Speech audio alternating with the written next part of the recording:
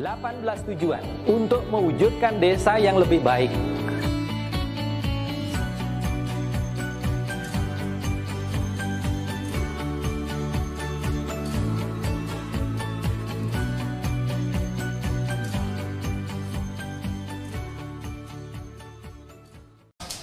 SDGs desa itu kan pembangunan total ya. Misinya adalah pembangunan total untuk sebuah desa gitu. Sebelum adanya undang-undang desa, kalau kita ingat-ingat dulu semua desa itu sangat tergantung pada pemerintah kabupaten, dan kemudian usulan-usulan pembangunan dari desa ke kabupaten itu turun ke desa menjadi pembangunan sektoral.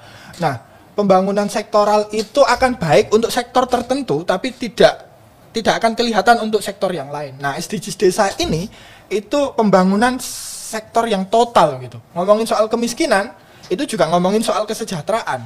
Ngomongin soal logo celengan itu akan berdampak pada kesehatan para warga desa, baik yang sudah berpasangan maupun pada yang jomblo tadi itu tadi. Nah, pembangunan total itu oleh Pak Menteri juga diterjemahkan sebagai bagaimana agar SDGs itu terjemahkan tidak hanya dari segi indikator tapi juga bagaimana komunikasi publiknya, sehingga logo-logo SDGs itu harus diterjemahkan menjadi kekhasan desa. Misalnya desa tanpa kemiskinan gitu, bahwa kita sebagai orang desa punya kebiasaan untuk nyelengi gitu, dan teman-teman di desa kita di masa kecil kita nyelengi atau nabung itu pakai celengan dari tanah liat itu ya, tanah yang bentuknya liat, ayam bentuknya itu ya. ayam. Kemudian itu kita ambil sebagai semangat desa tanpa kemiskinan itu dimulai dari menabung. Berarti filosofinya dalam banget ini. Begitu.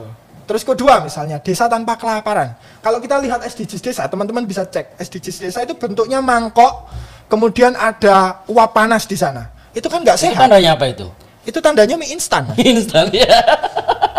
Akan lebih baik kalau itu dikontekstualisasikan ke level desa menjadi bakul atau bahasa Jawanya wakul. Wakul ya. Dengan wakul, nasi ya. yang munjung gitu ya. Berarti yang tadi mie instan itu di SDGs global Pak Nasrul. SDGs global. Ya, di SDGs desa wakul. Wakul ini yang berisi desa banget ini berarti ya. Ya, berisi desa nasi banget. penuh begitu ya. Bahwa tidak ada orang kelaparan karena wakulnya itu penuh semua. Sekalian ngajak warga desa untuk makan nasi lah kira-kira ya. Bukan makan mie instan. Oke. Lanjut Pak Nasrul. Terus kemudian ada lagi yang cukup unik adalah Desa Damai Berkeadilan, SDGs Desa ke-16. Itu kita komunikasikan dengan bahasa desain kentongan begitu. Kentongan itu kan warga desa banget itu asli. Desa banget. Buat patrol itu biasanya kan? Buat patrol. Yang dari bambu itu ya. Buat dari bambu, dari kayu juga. Iya, gitu. betul. Di setiap pos kamling ada kentongan. Di setiap depan rumah ada kentongan. Tidak kentongannya yang kita ambil, tapi nilai-nilai dari kentongan itu adalah menandakan sebuah desa yang damai, aman, tentram. Itu adalah kesiapsiagaan warga desa yang disimbolkan dari kentongan itu. Betul. Pun demikian juga dengan masyarakat desa di kentongan itu begitu. Di kentongan itu menyimbolkan satu aspek kepemimpinan. Kalau saya ingat dulu, bapak saya juga seorang penjual kentongan. Bukan. Oh, bukan. Saya penjual kentongan. Ketika kenapa kentongan ini dipakai begitu? Saya punya memori yang kuat terhadap kentongan, Mas Hasan. Ini jangan-jangan Pak Nasrul nih yang usul kentongan di logo itu. Iya, saya yang usul. Terus terang saya yang usul kentongan ini. Karena bapak saya itu seorang perangkat desa juga. Bapak saya seorang kepala dusun. Kemudian ketika meninggal, tiba-tiba kentongan di pos kamling itu hilang ininya. Apa? Pukulannya itu ya? Pukulannya kentongan itu hilang. Ternyata masyarakat desa punya kepercayaan. Siapa yang memegang tabuh atau pukulannya kentongan itu adalah orang yang akan memimpin berikutnya. Wah, sampai segitunya gitu ya? Keyakinan di masyarakat desa. Iya. Jadi itu kaitan erat dengan SDGs enggak yang begitu itu, Pak Nasrul? Sebenarnya spirit kepemimpinan lokal, spirit keamanan, bahwa seorang pemimpin kepala dusun itu kan seorang pemimpin kepanjangan tangannya kepala desa di level dusun, memimpin masyarakatnya dengan mengedepankan keamanan dan kenyamanan. Kentongan sebagai simbolnya, sehingga siapa yang memegang kentongan itu bakal meneruskan perjuangannya kepala dusun. Itu kalau anak muda hari ini kayaknya pukulan kentongan bisa saja disembunyikan Pak Nasrun. Ya. Misalnya kayak di pesantren ya kan. Nah, pentongan digunakan untuk membangunkan santri yang mau bangun. Lah itu sama santri-santri yang nakal untuk disembunyikan Pak Nasrun. Disembunyikan. Ya. Lah, itu apa sama kira-kira itu? Ya, itu kepercayaan kearifan lokal yang nanti juga akan di SDGs ke-18 nanti kita bahas soal bagaimana kelembagaan desa dinamis, budaya desa adaptif begitu. Ya. Itu bagaimana ide menambahkan kenapa SDGs yang ke-17 ditambah ke SDGs 18 begitu. Panjang ceritanya termasuk bagaimana budaya-budaya yang baik itu dipertahankan. Ya, itu kan berarti berkaitan dengan hal-hal yang tadi ya. Yang setengah berbau kepercayaan di masing-masing desa itu ya. Ya, jadi muncul di SDGs ke-18. Nah, ada nggak perbedaan yang spesifik antara SDGs global dengan SDGs desa, Pak Nasrun? Yang secara spesifik ya, mungkin kalau ngomong kemiskinan dan ramah perempuan dan lain sebagainya itu mungkin ada kesamaan ya. Tapi perbedaan yang mencolok kira-kira apa? Ya. Sebelum ke sana saya pengen menceritakan bagaimana pertentangan kenapa SDGs ini dipilih dan kemudian dianggap paling cocok untuk sebagai pendekatan pembangunan di desa. Karena dalam semesta teori saya lagi kuliah, jadi lagi seneng baca teori-teori. Dalam semesta teori itu Mas Azam, itu ada paradigma modernisasi, ada paradigma dependensi atau ketergantungan. Paradigma modernisasi itu ukuran-ukuran negara modern itu harus diadopsi oleh negara berkembang. Itu pendekatan paradigma modernisasi. Kemudian ada paradigma dependensi itu yang mengkritik paradigma modernisasi yang menyatakan bahwa justru karena ngikuti negara maju, negara itu semakin terpuruk. Justru terbalik ya. Justru terbalik. Nah, kedua paradigma ini debat, nggak ada ujungnya. Kemudian ada paradigma ketiga yaitu paradigma partisipatif. Yang ini sangat bertolak belakang dengan dua paradigma sebelumnya yang kedua paradigma sebelumnya itu sangat menonjolkan negara sebagai peranan utama. Nah, yang ketiga ini, paradigma partisipatif ini mengedepankan partisipasi masyarakat. Juga oleh satu pemikir utamanya, Robert Chambers tahun 87 itu membuat satu kalimat yang menurut saya luar biasa dan menjadi inspirasi juga bagi kelahiran Undang-Undang Desa, yaitu putting the last first, menempatkan yang biasanya di belakang menjadi di depan. Begitu. Itu memberikan kesempatan atau gimana? Memberikan kesempatan kepada semua warga, semua masyarakat miskin, terutama yang di desa-desa untuk dikedepankan dalam pembangunan. Spirit itu yang kemudian ada dalam SDGs desa. Yang secara kalau dulu pembangunan itu sektoral ya, pertanian ya bangun pertanian tok, kemiskinan ya bangun kemiskinan tok. Nah, di SDGs ini itu bangun orang-orangnya ada di SDGs ke-1 sampai ke-6. Bangun wilayahnya, misalnya iklimnya bagaimana, kewilayahannya. Kemudian lingkungannya bersih atau tidak, itu ada SDGs ke-7 sampai 15. Kemudian soal inklusivitasnya, mengedepankan kelompok marginal. Marginal itu ya bisa biasanya kalau di desa itu biasanya ya kelompok miskin,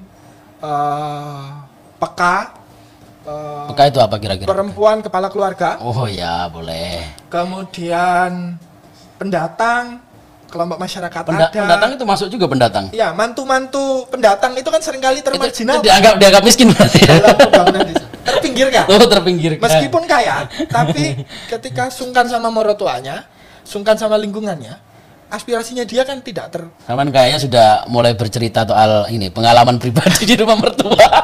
Ya. Mantu-mantu pendatang di desa baru itu kan butuh adaptasi, ya, butuh. Nah, mereka ini adalah kekuatan yang perlu diinklusifkan. Maka pembangunan itu harus mengedepankan itu tadi, kelompok-kelompok marginal. Dan itu ada di SDGs ke-16 dan 17. Nah, karena itulah SDGs itu cocok untuk menjadi pegangan atau kacamata untuk melihat desa. Ya. Yang setidaknya paling mendekati lah, meskipun tidak sempurna. Tidak sempurna, betul. Artinya semuanya harus bareng-bareng ya.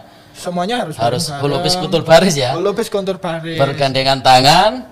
Jadi ada ini nggak, ada pesan-pesan nggak untuk para mantu tadi yang diceritakan itu, yang termasuk golongan marginal itu? Marginal ya. Nah, sama kira-kira halnya kita dengan apa yang harus dilakukan itu menjadi menantu itu? Ya. Jadi dari sisi dua sisi ya, karena paradigma SDGs itu tidak hanya mementingkan mengedepankan negara sebagai aktor, tapi juga masyarakat ini juga sebagai aktor. Negara dalam hal ini adalah desa atau pemerintah desa itu harus merangkul mereka, yang jomblo kah, yang miskin kah, yang pendatang mantu kah. Jadi harus dirangkul, dilibatkan dalam pembangunan desa gitu. Yang sebagai masyarakat marginal juga harus menguatkan dirinya, baik secara personal maupun secara kelompok. Maka harus ada asosiasi mantu misalnya. Iya, boleh. Menarik ini, usulannya menarik ini, Pak. Ada asosiasi jomblo begitu untuk menguatkan kapasitas bersamanya, sehingga kapasitas bersama ini bisa dimobilisir untuk menjadi kekuatan bersama dalam pembangunan desa ya. Datang ke musyawarah desa untuk menyuarakan gitu. Betul. Boleh. Ini menarik ini pembahasan ini, Pak Nasrun. Jadi ada hal unik sebenarnya ya dalam pembangunan SDGs kali ini berkaitan dengan pembangunan yang sudah lampau, ya kan? Yang lalu-lalu kan kayaknya ada tokoh yang pingin, jalan ini dibangun dong itu kan, ngomong ke kepala desa, akhirnya dibangun kan begitu. Ada bilang lagi sesepuh yang bilang, mantan kades misalnya, karena beliau terhormat, jalan ke rumahnya rusak, ini tolong dibangun dong Pak Kades, lah ini dibangun. Lah hadirnya SDGs kan sudah merubah ini kan, sudah merubah pola berpikir, pola pembangunan, ya kan? Semuanya sudah mulai dirubah ini. Termasuk cara berpikir para jomblower dan para mantu tadi itu ya, untuk menyuarakan apa yang menjadi keinginan dalam pembangunan desa. Jadi meskipun mereka mantu, mereka masih punya hak berarti kan dalam pembangunan desa kan? Tentu ya kan? Siapapun. Mereka pun boleh kan? Yang penting kan KTP-nya sudah di situ, Pak. Iya. Tidak ada yang ditinggalkan itu Iya. tadi. Siapapun yang ada di sana menikmati kehidupan desa di sana, maka dia berhak untuk menyuarakan. Ya, ini berarti kan para mantu sudah harus mulai percaya diri nih dengan hadirnya SDGs desa, ya kan? Karena kalau biasanya tuh malu-malu, masih sungkan sama mertua, mau ikut kerja bakti karena mertuanya ikut kerja bakti akhirnya nggak ikut gitu kan. Mau serawung kan sungkan. Ibaratnya kata rokokan bareng sama mertua itu kan ya kayak gimana ya, canggung gitu. Jadi ada satu hal lagi kayak Pak Anderson yang belum terjawab itu berkaitan dengan poin SDGs yang ke-18. Nah, itu kan menarik sebenarnya. Apalagi berbicara tentang desa-desa di Indonesia yang sangat kompleks sekali. Berbicara tentang kebudayaan dengan kearifan lokal, tradisi, adat. Itu kira-kira yang menjadi ketertarikan dari Pak Menteri sehingga hal itu bisa ditarik dalam pembahasan proses SDGs desa itu kayak apa Pak Nasir? Ya. Jadi pemilihan SDGs tentu tidak lepas dari pro kontra begitu ya. Di awal-awal kemunculan SDGs desa ada banyak apa ya, semacam guyonan. Apa itu SDGs desa, ndaki lah, di awang-awang lah, kepentingan global bulian semacam itu. Kok ngikuti kepentingan global dan sebagainya. Maka kemudian dijawablah itu dengan berbagai metode tadi. Bahasanya disederhanakan. Yang semula misalnya di SDGs global itu end poverty in all form of everywhere. Gitu itu ya. Bahasa apa itu Pak Nasrun? Nah itu makanya itu yang disebut daki tadi ya. Iya, makanya. Kemudian diterjemahkan dalam tujuan pembangunan berkelanjutan di level nasional itu mengakhiri segala bentuk kemiskinan dimanapun. Oh, iya. Ini masih cukup. Masih ini ya, masih terlalu tinggi ya, masih terlalu tinggi. Segala bentuk kemiskinan dimanapun. Kemudian di SDGs desa ini disederhanakan dalam satu bahasa yang desa, sangat merakyat lah. Ya, sangat merakyat. Sangat merakyat, sangat merdesa. Merdesa. Dengan 3 kata, cukup dengan 3 kata untuk menjelaskan tadi. Desa tanpa kemiskinan. Iya. Dan ini kaidah yang benar begitu, bahwa tujuan itu, yang namanya tujuan itu adalah kondisi di akhir, ya. Begitu. Bukan diawali dengan kata kerja, mengakhiri end poverty itu kan ending kata kerja. Ya? Ending lah. Iya. Kalau bahasanya namun endingnya happy ending apa? Happy Set ending apa? gitu. Itulah SDGs desa. Oke. Happy endingnya gimana? Desa tanpa kemiskinan, sebuah kondisi desa tanpa kemiskinan. Nah, itu satu hal yang dilakukan untuk menerjemahkan yang dicibir orang sebagai elit global lah, daki lah tadi. Itu satu hal. Itu jangan-jangan orang-orang yang syirik aja itu Pak Nasrun. Ya. Orang-orang yang ya mungkin karena mereka nggak bisa berkreasi terus ya, atau mungkin ada ketakutan ya mereka ya. Dengan adanya itu ya. Hanya membaca judulnya mungkin Mas Ajam. SDGs desa tapi enggak baca. Belum tahu sampai dalam gitu ya. Enggak nyimak Gus Menteri, enggak baca bukunya Gus Menteri. Harus nyimak Pak Nasrun juga kayaknya ini, Pak. Yang cerita tentang pendongan tadi. Hari ini kita kan bahas SDGs desa dari sudut pandang anak muda lah begitu. Sudut pandang anak Bagaimana muda. SDGs desa ini merangkul mantu, merangkul jomblo, merangkul penonton bayaran yang datang hari ini. Nah, ke pertanyaannya Mas Azam tentang poin 18 ini adalah satu upaya untuk melokalkan atau menerjemahkan agar SDGs desa ini tidak daki begitu. Agar benar-benar SDGs desa ini sesuai dengan konteks desa di Indonesia, karena barangkali SDGs ini dirumuskan di tingkat global ya, dunia, kesepakatan antar negara-negara yang harus ada kesamaan indikator di sana sehingga tidak sampai SDGs ini menjangkau bagaimana kondisi sosial budaya di desa, apalagi desa Indonesia yang terkenal dengan keunikannya yang luar biasa. Adat iadat bahkan berbatasan langsung desa, saja itu beda ya? itu beda secara seperti bahasa, kentongan tadi ya, gitu kan ya. Kentongan, bahasa, adat, kepercayaan yang berbeda. Maka kemudian ada gagasan pembahasan dari Pak Menteri, kemudian berkembang jadi diskursus di Kementerian Desa untuk menambahkan SDGs ke-18. Ini juga terjadi di negara-negara lain. Bahkan SDGs sendiri itu direvisi, ditambahkan indikator, bahkan diusulkan untuk ada SDGs ke-18, tapi belum sampai saat ini belum fix terjadi ya. Belum terjadi. Kecuali, masih di Indonesia ya? Kecuali di Indonesia dan di beberapa negara terutama di Asia. Di Asia. Karena SDGs yang notabene adalah di barat ini butuh sesuatu yang cocok dengan kondisi ketimuran ini. SDGs ke-18, kelembagaan desa yang adaptif dan budaya kelembagaan desa yang dinamis dan budaya desa yang adaptif begitu. Nah, SDGs desa ini tujuannya kan untuk desa, utamanya untuk desa. Bahwa kemudian ada bonus untuk kabupaten bisa memanfaatkan SDGs desa, nasional juga terbantu dengan adanya SDGs desa. Ini ya apa namanya, rezeki lah ya. Rezeki, bonus rezekinya bagi pemerintah di atas. Pemerintahnya di atasnya. Jadi desa. kalau misalnya kabupaten itu memiliki desa-desa yang menerapkan SDGs itu, berarti bonusnya sudah sangat luar biasa. Bonus luar biasa, akan sangat terbantu. Iya kan, berarti kan kemiskinan sudah mulai berkurang. Lah kalau kan sudah kayak begitu, yang dapat nama nggak mungkin desanya sudah. Ya semuanya Sudah dapat termasuk bupatinya. Ya kita lanjut Pak Nasrun. Ini berkaitan dengan apa yang selalu disampaikan oleh Pak Menteri. Jadi di berbagai pertemuan Gus Halim selalu ngomong bahwa pembangunan desa tidak boleh berbasis keinginan, tapi lebih pada berbasis kebutuhan gitu Pak. Nah, itu kalau dikaitkan dengan SDGs desa kira-kira bagaimana Pak Nasrun? Ya. Justru itu Mas Azam.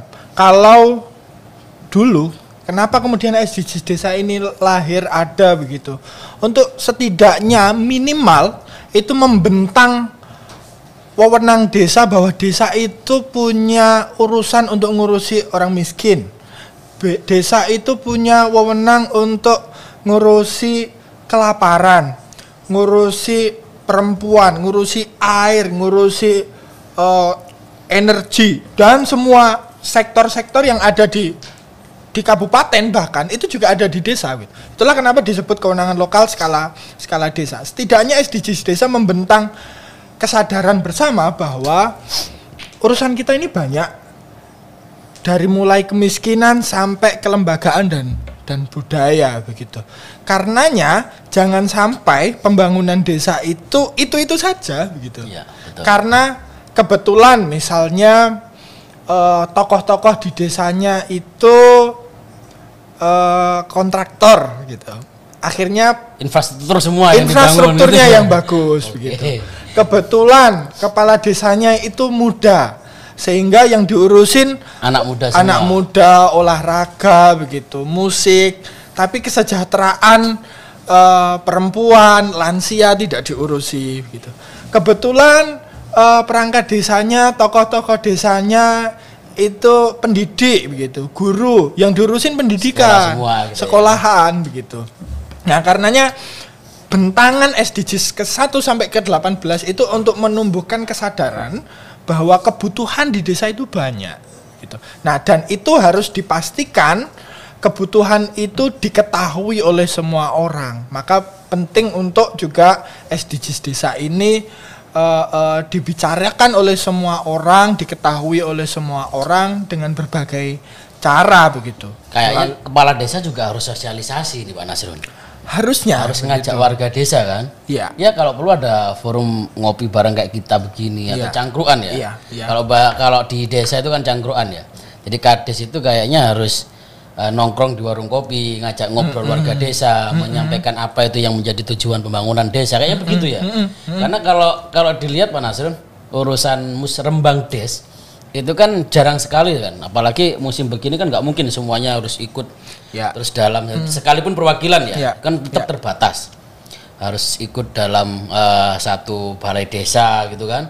Nah kalau kepala desanya nggak ada inisiatif untuk turun, kayaknya juga sulit ini untuk menyatukan persepsi antar warga desa. Iya, jadi memang dalam peraturan menteri tentang pedoman pembangunan dan pemberdayaan itu juga harus ada forum-forum selain musyawarah desa yang dilakukan sebelum itu, yang bisa jadi dilakukan secara formal maupun non formal begitu, dengan bahasa musyawarah desa, musyawarah dusun, musyawarah RT, atau ngopi bareng pemuda, atau kongko ya, lebih keren bahasanya, kongko bareng atau podcast bareng, yang itu bisa menyasar ke semua kalangan sehingga tidak ada yang ditinggalkan itu tadi. Atau buat ini sendiri ya, apa namanya, masing-masing desa punya istilah-istilah sendiri ya. Punya istilah-istilah sendiri bisa misalnya jadi. Kearifan lokal di desa. Betul.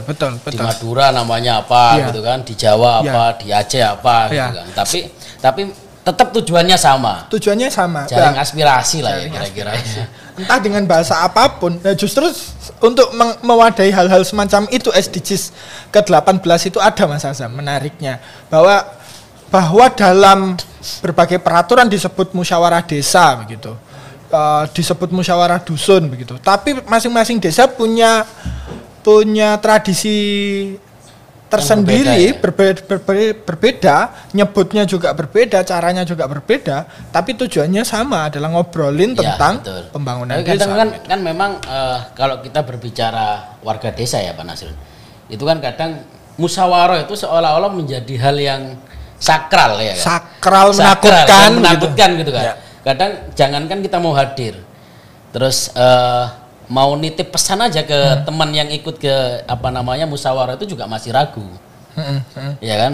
Alangkah lebih baiknya mungkin pakai bahasa-bahasa yang tadi itu kan, bahasa-bahasa yang lebih bisa diterima lah ya. Anak muda terkadang kan biar nggak ngerasani ya, bahasa Jawanya kan biar nggak ngerasani. Terkadang kan begini Pak, ada beberapa kelompok anak muda itu di luar kita, di luar pemerintahan maksudnya, yang ngomong A, B, C, D dan sebagainya. Tapi dalam sebuah kesempatan yang lain mereka belum tahu itu kan caranya untuk menyampaikan apa sih yang menjadi pendapat saya, mau sampaikan ke kepala desa, ke perangkat, kadang nggak nyampe gitu kan.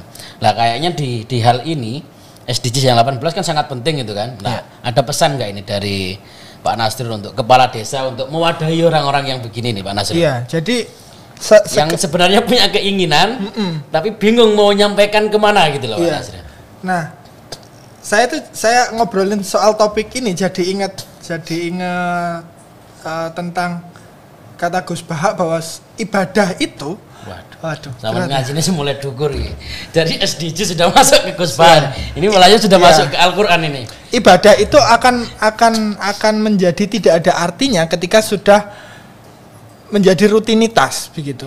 Pun demikian dengan musyawarah desa. Ketika ini dimaknai sebagai sesuatu yang harus ditaati, dipenuhi untuk menggugurkan kewajiban untuk mencairkan dana desa, itu hanya akan menjadi aktivitas yang nggak ada value-nya, nggak ada nilainya. Gitu.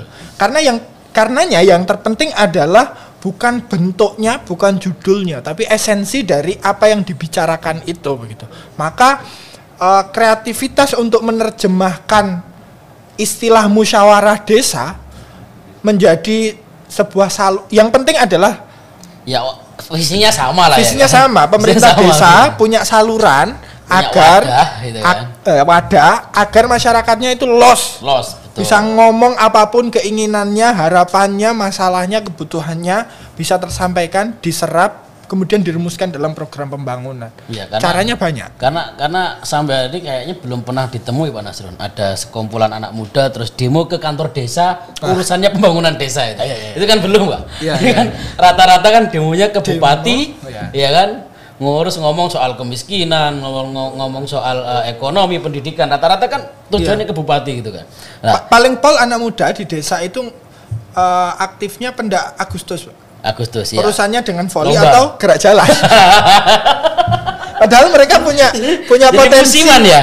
Musiman. Padahal anak muda kan punya kreativitas, potensi. Ketika mereka dapat wadah yang pas gitu, cocok dengan hatinya, harusnya dalam setahun itu nggak ada putus. Ya, ada putusnya, ada terus ya. Ada Jangan, mukarroman gitu kan. Ada ini, ada aja momennya pokoknya ya. Ada aja momennya begitu. Dan sepertinya kepala desa di masa yang begitu itu bisa masuk Pak Nasrun. Iya. Jadi misalnya ikut Agustusan, ya kadesnya bukan hanya nonton dan ngasih hadiah gitu kan, tapi ikut misalnya tarik tambang, ya udah ikut tarik tambang gitu kan. Akhirnya bisa lebih dekat gitu kan. Iya. Nah artinya ke depan ini bakal banyak ini anak muda yang mulai masuk ke wilayah itu. Iya. Pembangunan desa apa dan lain sebagainya, sehingga tarikannya ketika desa itu maju kan dampaknya ke kabupaten maju, ke provinsi maju juga. Kalau provinsinya maju tentunya ke Indonesia. Jadi ini sini kita sebenarnya agak sepakat dengan apa yang selalu disampaikan oleh Gus Menteri nih Pak Nasrun, bahwa kita harus percaya sama desa gitu kan. Percaya desa, bahwa desa itu sebenarnya bisa gitu kan. Tinggal nanti pemudanya, terus kelompok apapun yang ada di desa harus saling bahu-membahu dalam hal pembangunan desa. Ini terakhir ini Pak Nasrun sebelum kita tutup ini. Ini yang lain sudah pada makan, kita belum pada makan. Tapi kita ini kan demi desa, semuanya kan demi desa. Kalau katanya yang lain kan ini demi kamu, Dek. Kan begitu Pak Nasrun. Satu lagi nih. Bahwa terkadang kan kepala desa itu kesulitan Pak Nasrun. Dengan adanya SDGs, apa sih yang harus saya lakukan? Karena kan poinnya ada 18 ini kan. Poin ada 18. Terkadang kan bingung kepala desa ini. Begitu juga dengan beberapa pemuda ataupun ya pegiat desa yang peduli terhadap pembangunan desa misalnya.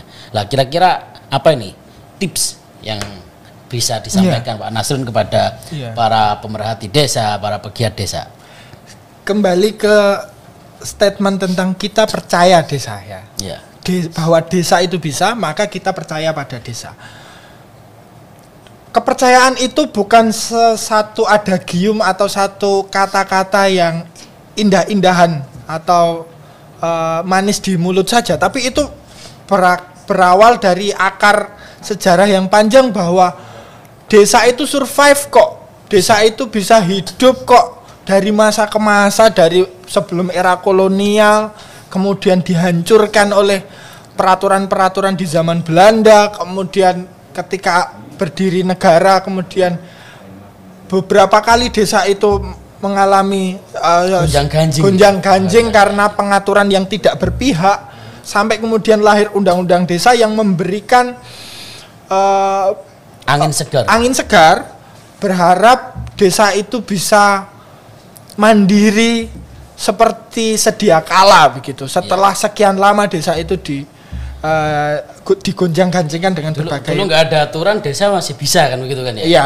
Nah sekarang ada aturan, seharusnya desa juga bisa. Harusnya gitu, semakin bisa. Nah yang perlu diingat oleh teman-teman di desa bahwa semua aturan, semua arahan, termasuk juga SDGs desa ini jangan dianggap sebagai sesuatu yang sulit, sesuatu yang baru, sesuatu yang melunjak.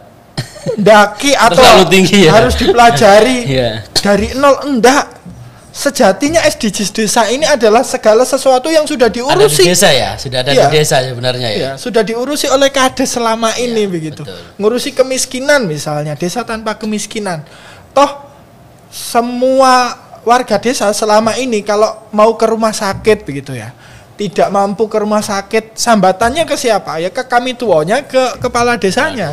Bagaimana polanya kepala desa itu berperan tidak hanya sebagai formal sebagai pemimpin desa, tapi juga sebagai Pengayom, sopir, ya, pengayom, sopir gitu kan. Sopir ketika masyarakatnya mau ke rumah sakit, karena kadesnya ya satu-satunya yang bisa nyopir dan punya mobil akhirnya kadesnya nyetirin dia ke rumah sakit begitu. Itu berarti desa tanpa kemiskinan begitu. Desa tanpa kelaparan. Kalau ada tetangga yang nggak punya, bisa makan ya, nggak bisa makan, toh desa juga membantu itu begitu. Bahwa ini SDGs desa sebagai sebuah pengingat bahwa kita punya tanggung jawab yang banyak. Kalau kita misalnya terlalu fokus ngurusin kemiskinan, jangan sampai kemudian kita melalaikan ekonomi, ya pendidikan, kan? begitu. Betul. Jadi SDGs desa ini adalah wadah untuk mengingat bahwa tanggung jawab kita banyak. Ya, bukan hanya ngurusin kemiskinan, ya. Pendidikan juga penting, ekonomi juga penting, iklim juga penting, keamanan, apalagi ada budaya, apa namanya longsor apa dan sebagainya ya. Berarti intinya jadi kepala desa itu harus siaga ya. Siap antar jaga. kan begitu. Ya. Kalau sudah ada apa namanya perubahan iklim, ya kepala desa pastinya ya itu kan berbondong-bondong dengan para perangkat desa. Iya. Berbondong-bondong dengan warga dalam gitu kan. Dalam tatanan negara ini sistem pemerintahan yang terendah adalah desa, sehingga dalam bahasa resmi desa adalah ujung tombak pembangunan begitu. Tapi dalam bahasa guyonan juga paling berat juga kepala desa itu. Betul. Karena tiap hari didatangin warga pastinya. Akhirnya kalau bupati kan jarang-jarang lah didatangin nggak kan. ketemu langsung. Ya. Akhirnya selain jadi ujung tombak juga jadi ujung tombok. Nah, gitu.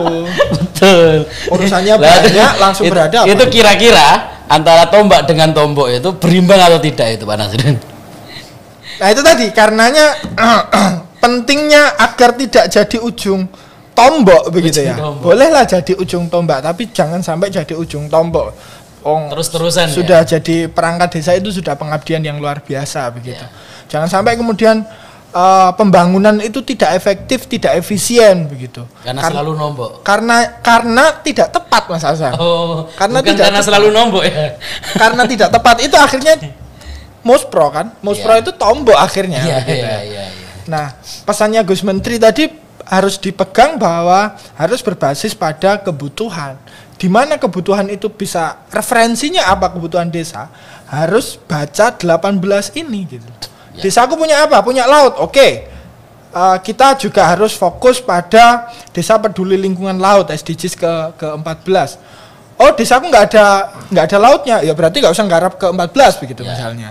Adanya pertanian gitu. Pertanian, maka kemudian SDGs ke-15 begitu. Ya. Ini untuk mengingatkan lagi kepada kita tanggung jawab bahwa banyak. Semuanya itu sebenarnya ada di desa. Semuanya ada di desa. Semuanya ada di desa. Desa berwenang untuk ngurusin itu. Ya, tinggal nanti kepala desa bingung mau melakukan apa ya. Kuncinya dilihat dulu ini. Ya kan SDGs. Oh ya, ternyata berkaitan dengan A, B, C dan lain sebagainya ya dengan poin-poin yang ada di SDGs itu. Dan bisa jadi satu poin SDGs kan akan berdampak pada satu poin SDGs yang lain gitu lain. Ya. Itu juga harus dilihat, misalnya bangun jalan. Jalan ini pemanfaatnya siapa? Jangan kemudian bangun jalan pemanfaatnya seluruh warga masyarakat desa. Ya harus dipilah-pilah begitu. Jangan-jangan jalan di wilayah dusun ini terutama dimanfaatkan oleh orang-orang tertentu begitu. Ya. Tapi bagi orang-orang yang lain tidak seberapa signifikan begitu.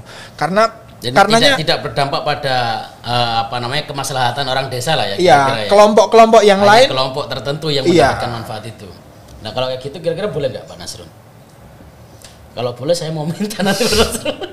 Ya nggak boleh dong. Oh nggak boleh ya? Boleh dong. Oke, siap. SDGs desa itu hadir untuk salah satunya mengatasi itu tadi. Ya. Jangan sampai membangun sektor tertentu, wilayah tertentu, kelompok-kelompok yang lain terabaikan. Ya, betul. Gitu. Berarti pada intinya kembali ke yang tadi itu tadi ya.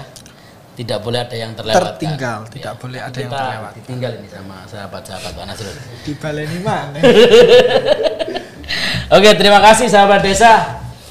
Sangat menarik sebenarnya pembicaraan kita dengan Cogan ya, ganteng Nasrun An-Nahar pada siang hari ini, tapi karena ada keterbatasan waktu dari kita, pembahasan SDGs akan berlanjut di pertemuan-pertemuan yang lainnya. Dan jangan lupa tiap hari Selasa kita selalu hadir di sini Akademi Desa segmen Ngobrol Pintar. Terima kasih dari kami. Wawal muwaffiq ila aqwamit thoriq. Assalamualaikum warahmatullahi wabarakatuh.